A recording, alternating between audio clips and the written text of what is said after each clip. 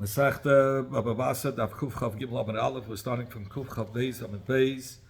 2 lines from the bottom. Tanu Rabbanim. Tanu Rabbanim. We learned in the Braisa. It said in the Torah, "Ki Asab B'Chayei Ben Asnoi Yaakov Losis Loi Pishnayim."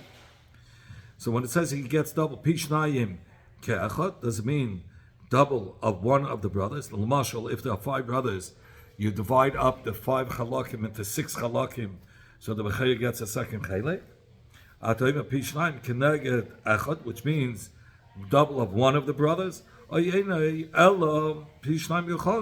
perhaps it means Pishnayim of the whole nechasim. You take the whole property, you divide it into 3 chalakim. The double chelek, the 2/3 into 3 chalakim go to 3/3. The 2/3 go to the B'Chayei, and the last 1/3 go for the brothers. So the Gemara explains the din is cholke shalach with cholke im chamisha. The B'Chayei gets at times with 1 brother, and he divides at times with 5 brothers.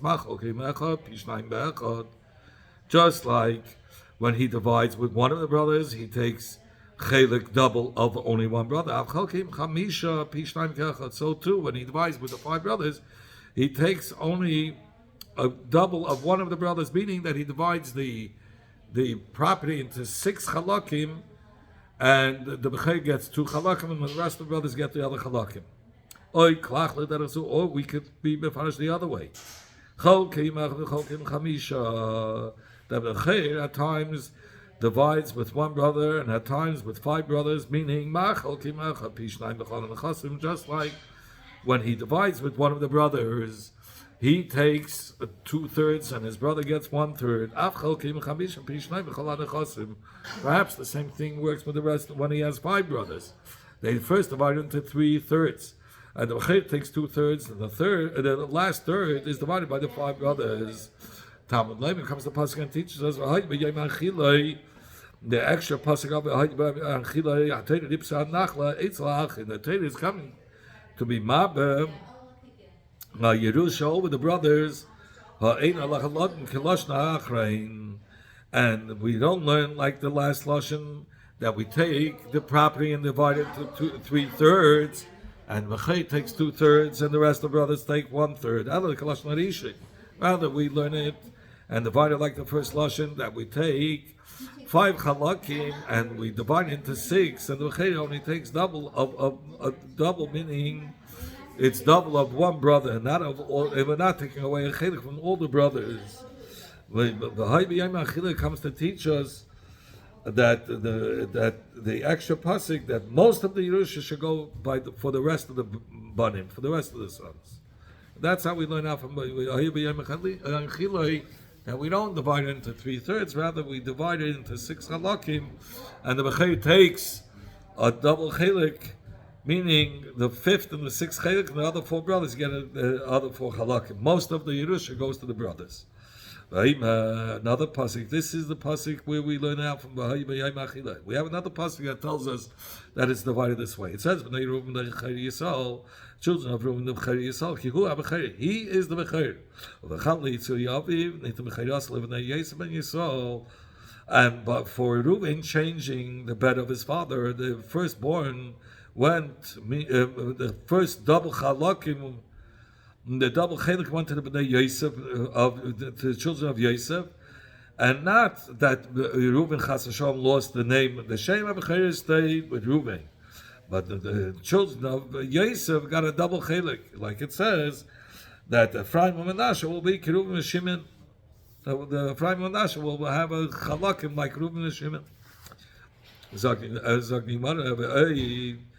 Another third pasuk. Yehuda gava be'achav. Yehuda was mightier in between the brothers. And royalty will come from him. And the firstborn went to Yosef. Never B'Chayei Yosef. It says the firstborn to the lashon B'Chayei by Yosef. Never B'Chayei L'Deiros. And it says by the Deiros ki esa B'Chayei yak le'B'Shnayim loy mishpa B'Chayei. It says the word B'Chayei. Ma B'Chayei amura. Just like the B'Chayei by Yosef, it was double of 1. So too the B'Chayei that says L'Deiros for the later generation. What do we see by by Yosef that it was only double of one brother, because it says Ephraim and Menashe Kiruvim v'Shimon Yiyuli. So therefore, you have a raya that they got an equal chelik. Another pasuk, it says, "Ani nasat l'chashem achad alachecha." I have given you one extra portion over your brothers, which I have taken from the hands of the Hamaydi with my sword and with my bow. Did Yaakov then take his chilek with his sword and with his bow? How can we say that?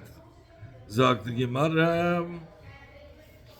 But like Kfar Nema already says in the pasuk that ki loy v'kashte after v'chavet loy sesheni.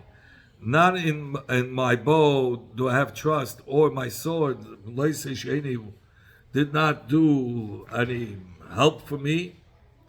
Zog the Gemara. El lashon charbi, the lashon charbi is tefillah goes on davening. The kashti zuvakasha goes on that Yaakov took the chelik with his tefillahs and his bakashas. That's how he got it, not through the sword and the bow. So that's how we know that they got a double chelik over one of the brothers, either from the pasuk, the extra pasuk that teaches us most of the Yerusha should go to the brothers, or you learn it out from the Bnei Ruben B'chei Yisrael. So it says the lashon nitna b'chei. It says the lashon b'chei by Bnei Yosef that they got Ephraim and Menashe, that they got only like a equal chelek like the brothers. So it was a double chelek in the brothers. And another pasuk it says Ki Yehuda gav be'echav v'lonagim v'menu v'habechei Yosef. It says a lashon v'habechei, which we learn out b'chei from the regular b'chei from b'chei of Yosef, that it's a double portion of one of the brothers. In fact, the Gemara, my be'ema, why is the Braisa come and tell us another ayah? V'chita meidich and say, hi, look at the pasuk of Ahayim, which is the extra pasuk, comes to teach like Rabbi Yechon ben Bereika, that what? That if between the Yashim, between the brothers, the father decides to give only one of the brothers, he could do that. Tashma. That's why we needed under the ayah from the next pasuk. But Bnei Reuven b'chei Yisrael, that the Bnei Reuven b'chei Yisrael, it was given to the double portion was given to Yosef. The word b'cheirasei, which says in this pasuk, teaches us about the lashon b'cheira that says in the Torah, just like the b'cheirasei that says by the Bnei Yosef in the Sefer of Divrei Hayam. The kavanah is to a double portion only of one of the brothers. So too, with the gate of b'cheira that's mentioned by regular people, like nishmat b'cheira, for the generations, the future generations, it means only a double. B'cheira means only a double portion. There got to be one brother. If you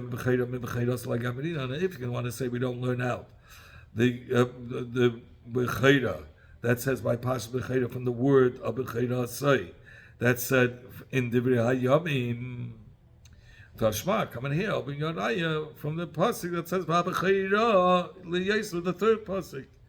B'cheira liyosef. There for sure, the b'cheira is there a double portion of one of the brothers. That's what it means. V'chi tema Yosef go from Mimai the Pishna. And over there it's talking about firstborn, about b'cheira that's mentioned. The b'cheira that's mentioned by, let's say you're not going to learn it out from Divrei Hayamim, you'll learn it out from the b'cheira that's mentioned by b'cheira Yosef. That's where you'll learn it out from. How do we know that he got a double portion of one of the brothers? Tashma, come here. I'll bring an ayah because from like it says Va'ima, I gave you an extra portion over your brothers. Maybe give him a small piece of land, and he just gave him one extra date tree with a small piece of land. Who says he got double of one of the brothers? I says because of those that ask like you, the pasuk says Ephraim, Menashe, Kiruvim, Shimon, Yiyuli. That means that the shevet of Yosef of Menashe and Ephraim got equal portions to Reuben and Shimon. So you see, they got double. Yosef's two children, he got a double. Yosef got a double chelek, similar to the chalakim like Reuben and Shimon. Rabbi Chalba, Rabbi Shmuel Nachman, Imad Yaakov Shanat Mecharim Reuben, and the son of Yosef. What did Yaakov see that he should take away the double portion of Reuben and give it to Yosef? Oh, you ask him, what did he see? It says that he changed, he moved around his father's bed. That's why. What's the shaila is this? Rather, what's the shaila? Why did he give it to Yosef, the double portion? I will give you a marshal. To what this is similar. To a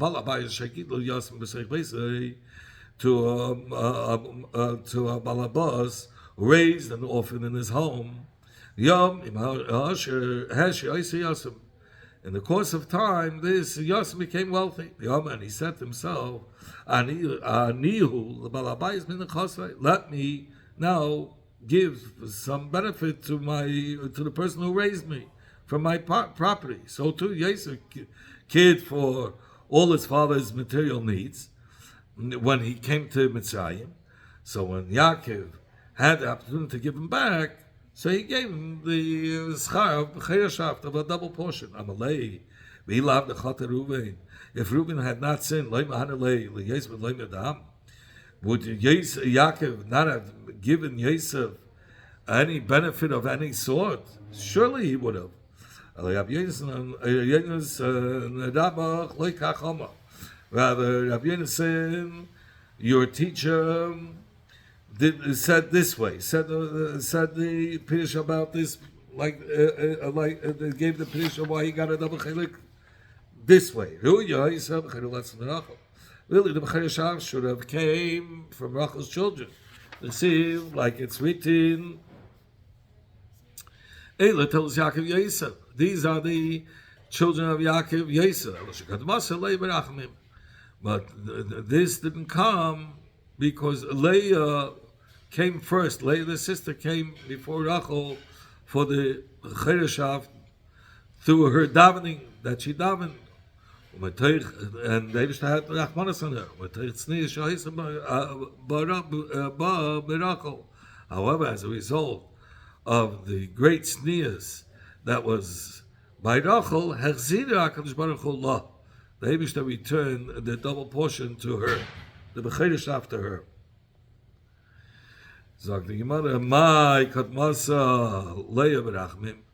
In what way did Leah come before her sister in the Becherish through the davening of Rachamim? Zog the Gemara, the Chsiv, it says in the Pasuk, Ve'ena Leah Rakis, that Leah's eyes were swollen. My Rakis, what is the meaning of Rakis? Elam Rakis Mamish, if you want to say that it was Mamish, like her eyes were baggy from crying. That cannot be. Afsha Beginus Behema Tmeya Afsha Beginus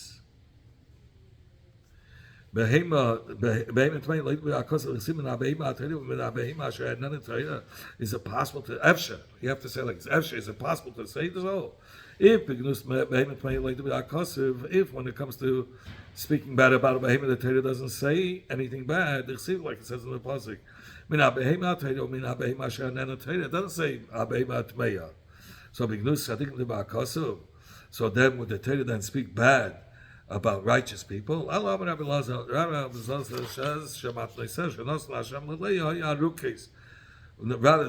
the presents that the Eibishter gave to Leah, that there were larger gifts than Rachel's, because Rachel, Yosef was Taka king, but it was for a limited time, or Binyamin Shaul was a king, but it was only for a limited time.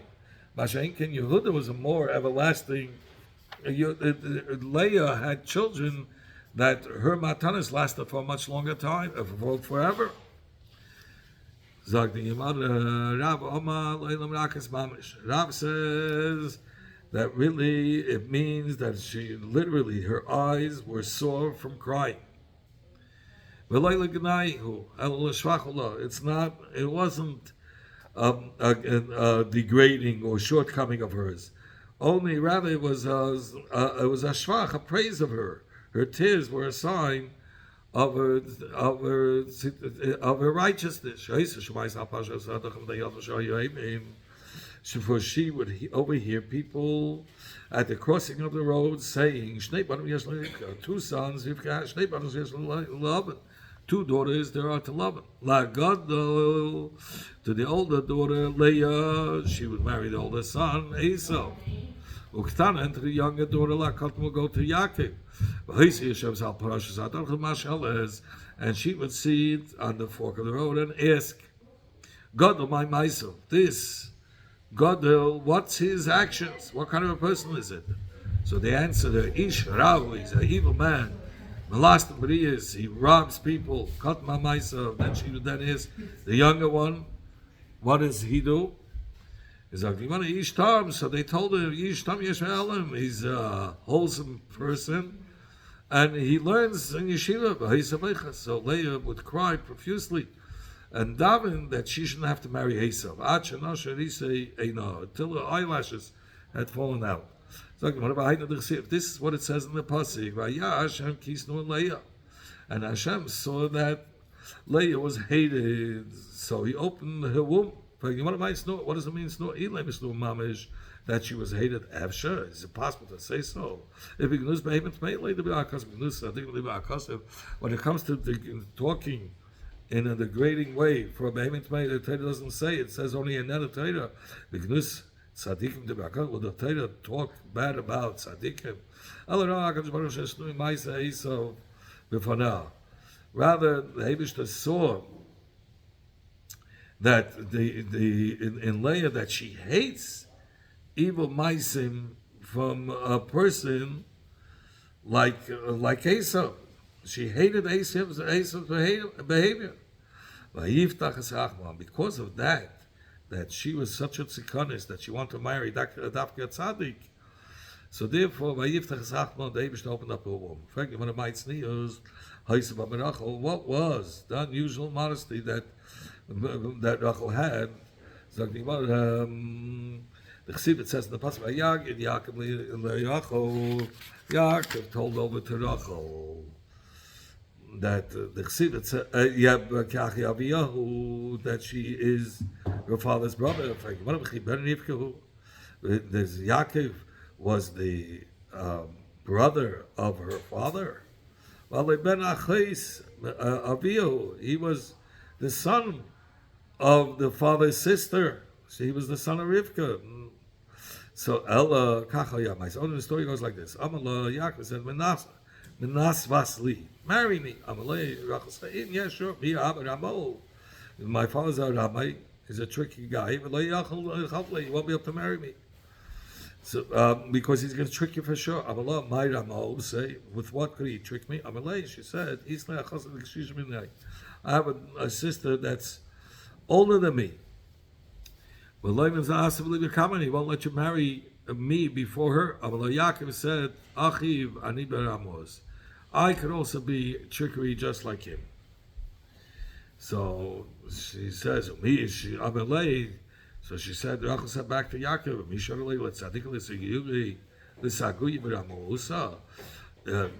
the righteous permitted to be, to act in deceitful ways. And yes. An honest person act honestly, and with a trickery person, show yourself as a trickery person. Must less him. He knew to avoid the trickery. He gave us simanim, signs with which Rachel should identify herself by the wedding. Later, when the wedding night arrived, and Lavan was indeed bringing Leah instead of Rachel, Rachel thought to herself, now my sister will be put to shame. For Yaakov will ask her the signs, and she won't know them, and she'll be so embarrassed. Masina Nahali. Masartino lahala. So I therefore gave over the simanim. I know this is what it says in the pasuk. It came into the morning. Ash then. And then he figured out it's Leah. Miklal, that Hashnalav Leah. So you can imply from here, or learn out from here, that he didn't know it was Leah till now. How did he know it was Rachel? It wasn't Rachel. It was Leah. Why did he think it was Leah till now? Obviously, because Rachel had given over this manim to Leah. Therefore, Leah Therefore, Yaakov didn't know until the morning that it was Leah. From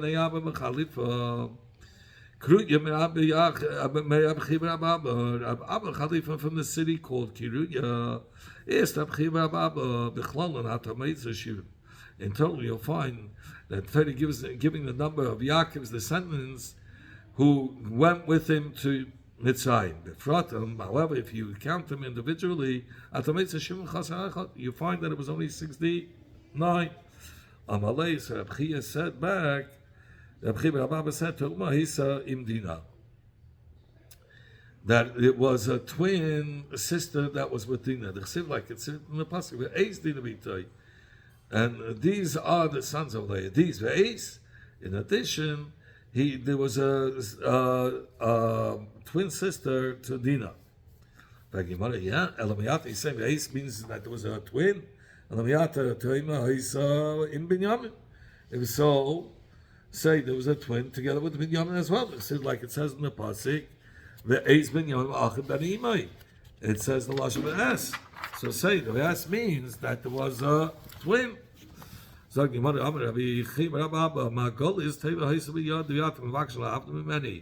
He says, I had a precious pearl in my possession, and you want to take it away from me.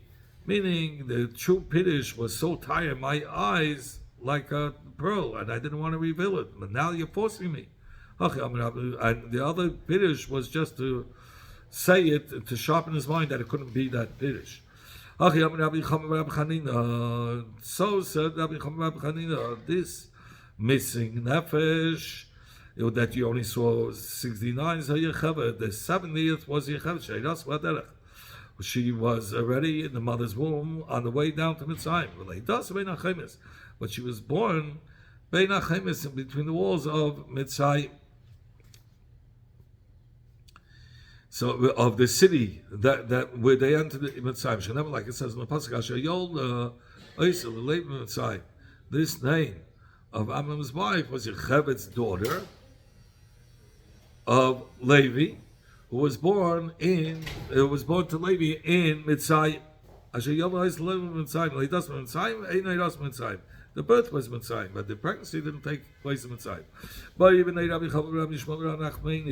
see, it says in the pasuk, Vayihi kasher yolda Rachel el Yosef Yaakov Lavan Shalchim Echel Mekim Ratzi. Was when Rachel gave birth to Yosef, Yaakov said, "Okay, let's go back to Eretz Yisrael." Ma'ishnaki Yisrael of Yosef. What changed when Yosef was born that Yaakov decided to go back to Eretz Yisrael? Amalei Rav Shmuel Achmeni said, "Yaakov Avinu Shein Zad Shel Yosef Nimtzal Biyad Zad Shel Yosef." Yaakov Avinu Shein Zad Shel Yosef Nimtzal Biyad Zad Shel Yosef. He saw that the offsprings of Esau is not destined to be given into anyone's hands, only to the hands of the children of Yosef. Should never, like it says in the pasuk, Beis Yaakov, the house of Yaakov will be a fire, and the house of Yosef will be a flame. Lekash, and the house of Esau will be straw, and they shall kindle in them and destroy them and consume them, and there shall be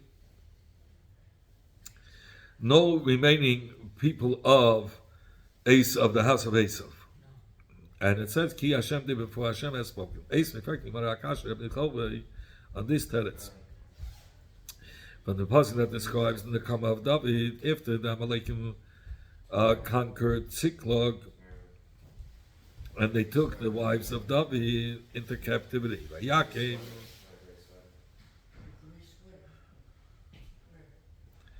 It says, "Vayakim David ma'anesha."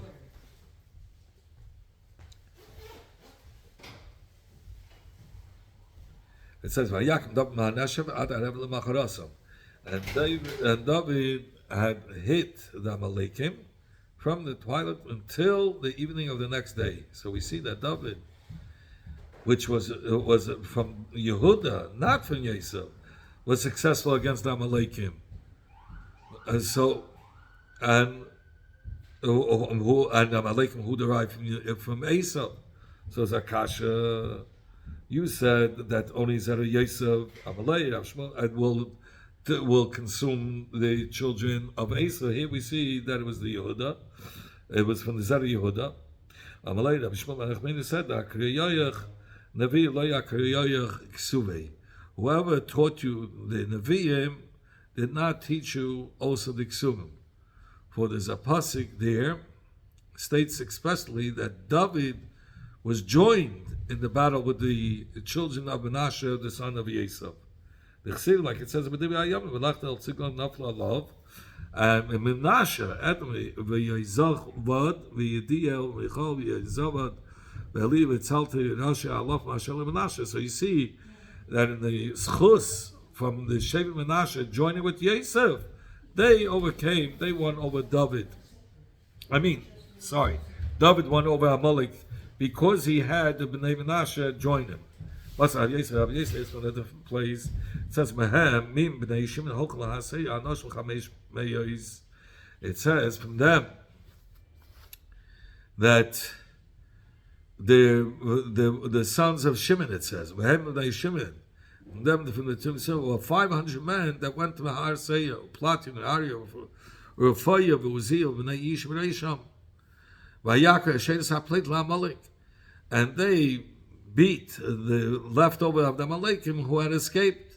And they lived there up to this day. So if only Yosef's offsprings could get rid of Amalek, how were the sons of Shimon successful against them? This Yishi is from Menashe. Where do we see that? And not from the Bnei Reuven. Bnei Menashe, we find that the Bnei Shimon, who won over the remnants of Amalek, that was because the Shtatfus, the joining of the children of Yosef. The Bnei Menashe were the children of Yosef. So the Bchei takes a double portion, Bizraya in the foreleg, Ulachayayim in the jaw, Uvekeva and the stomach, Uvemagdoshim, in the kabbanis that were sanctified, consecrated, belonged to the father.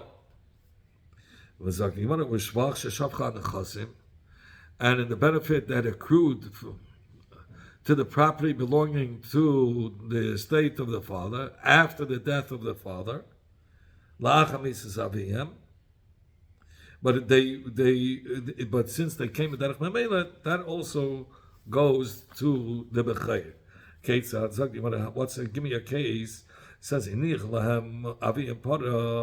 father left over a cow, and and it was leased and rented to others, or a cow that was grazing in the swampy area of Yolda, and it gave birth to a calf. B'chei takes to a double portion, even in the automatic profit of the baby. But if the brothers built houses or planted vineyards using their own money, so from the undivided estate, they didn't divide it yet, then the Bechei doesn't take Pishnayim in what they put in the undivided Chalakim after the father died.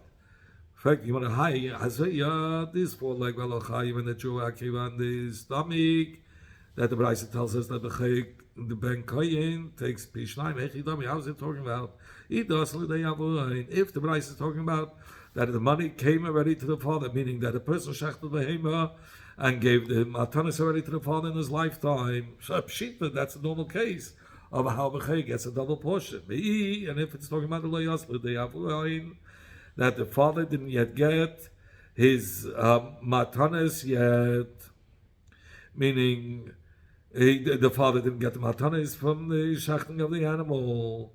So how could the B'chei get double? It's the Rayu. This is something only fit to come to the father. But he didn't get it. We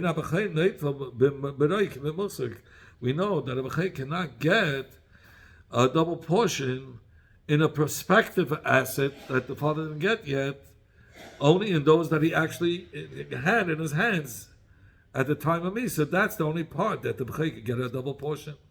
So here we're talking about a case that was a good friend of the dead Kohen, who normally gave him he always gave this Kohen who died his matanis. And what happened over here?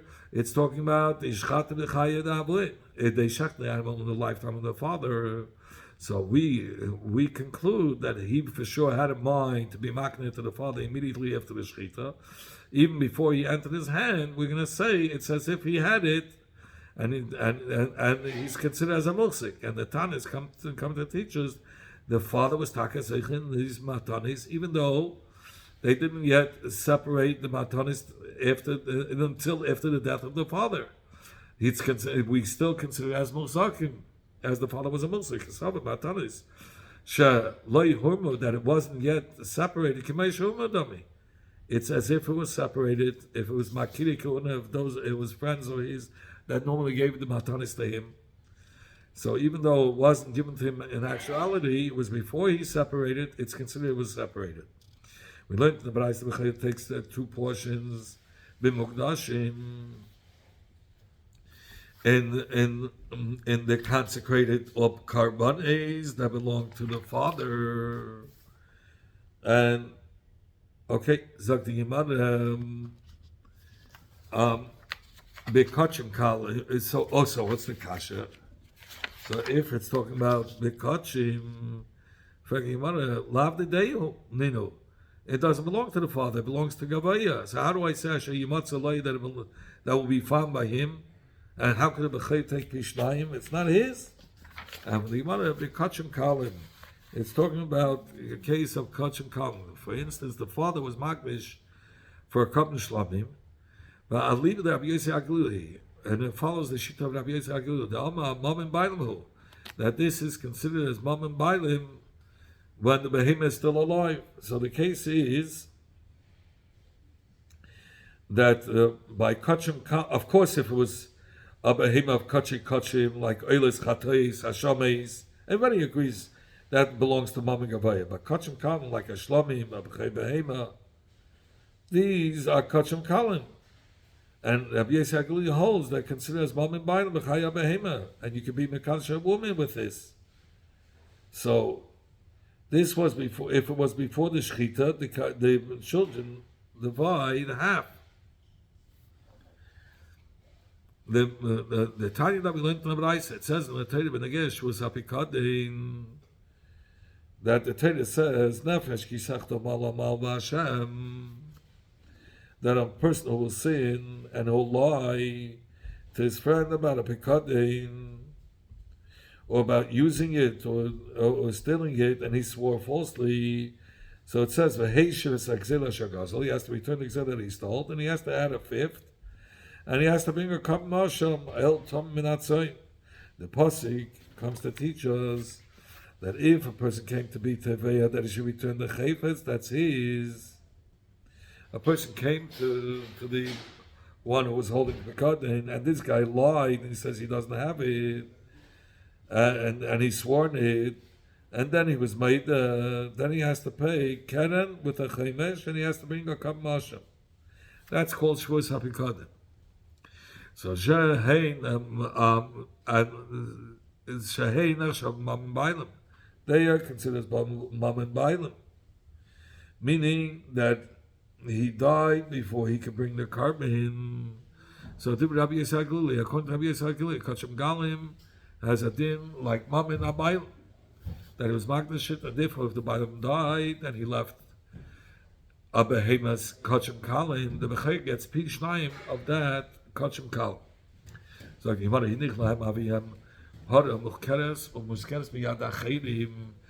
the father left over a potter that was leased or rented, or it was grazing in the swamp, and it had a child, it takes a double portion.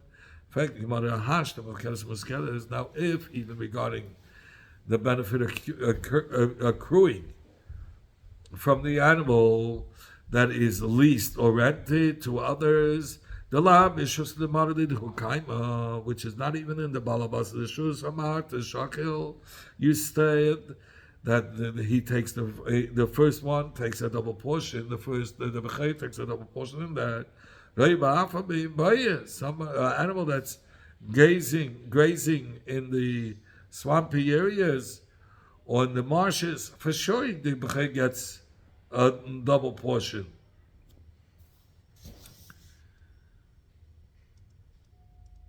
So what does he come to teach us? This is what he's come to teach us. That the bechayr is neitel pishnayim bepanim uchukeres umuskeres only if the shvach came on its own. Dumya the rei ba'afa, similar to when the animal was grazing in the marshes, then it gave birth to a calf.